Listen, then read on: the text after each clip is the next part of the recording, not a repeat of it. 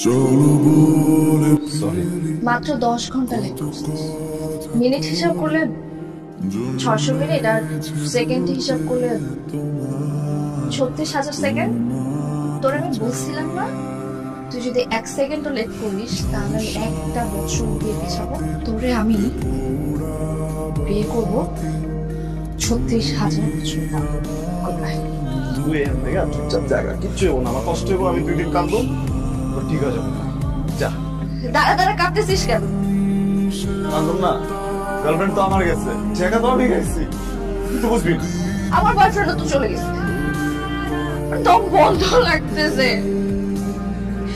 জীবনে আমাকে ছাড় দে না। तुमसे मोहब्बत है, तुमसे मोहब्बत है, बस तुमसे, हाँ तुमसे